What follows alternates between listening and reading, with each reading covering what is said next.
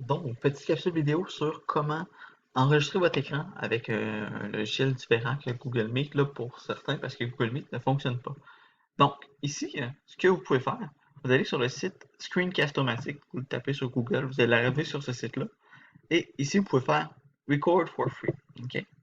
Donc là, maintenant que je suis ici, là, ça me donne l'option de lancer un enregistreur gratuit. Là, je ne vais pas le lancer parce que si j'appuie ici, ben là, ça coupe mon enregistrement, puis là, ça ne marche pas.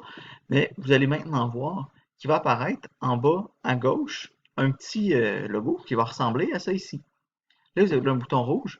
Si vous appuyez sur le bouton rouge, ça part l'enregistrement. Si vous appuyez sur le petit engrenage, ça vous ouvre un petit menu qui ressemble à ça ici. Dans ce menu-là, vous êtes capable de décider est-ce que vous enregistrez votre écran, votre webcam ou votre écran et votre webcam. Dans ce cas-ci, vous n'allez pas avoir besoin d'enregistrer votre écran et votre webcam parce que vous allez enregistrer le Google Meet. Donc, le Meet a déjà votre webcam. Ensuite, le temps maximal, on met aucun. Laisse la grosseur, on va mettre 720p ou vous pouvez mettre 1080p, dépendant de la grosseur. Mettez le plus beau que vous avez, là. Mais c'est pas, on cherche pas la qualité ultime, mais il faudrait que le minimum, le chiffre le plus petit, ce soit 720p, là. Allez pas dans des 2100, mais 720p ou 1080. Mais allez pas tant plus petit, sinon ça va pas être super beau. Le narration, il faut qu'il soit activé. Ça, c'est votre micro à vous, hein.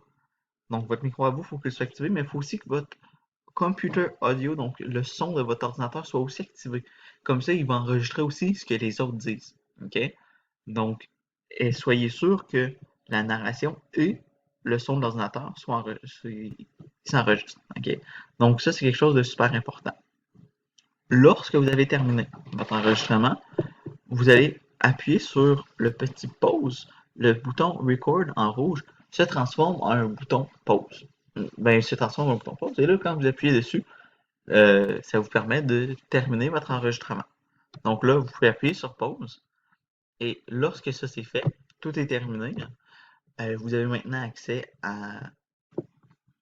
Ici, on voit maintenant, quand on a fait pause, donc lorsqu'on a appuyé sur le petit bouton pause juste en bas à gauche, à quoi pourrait ressembler, là, ben à quoi ressemblera votre écran?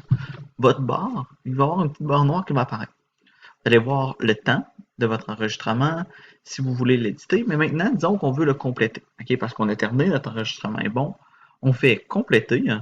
Vous pouvez appuyer sur partage ou sauvegarder et publier. OK? C'est un ou l'autre des deux options. Si vous faites partage rapide, vous pouvez partager directement sur YouTube. Ce que je vous conseille, c'est d'appuyer sur sauvegarder/publier. Maintenant que ça c'est sauvegardé sur votre ordinateur, ça va être un fichier MP4 que vous pouvez maintenant déposer sur le Classroom dans la boîte de dépôt.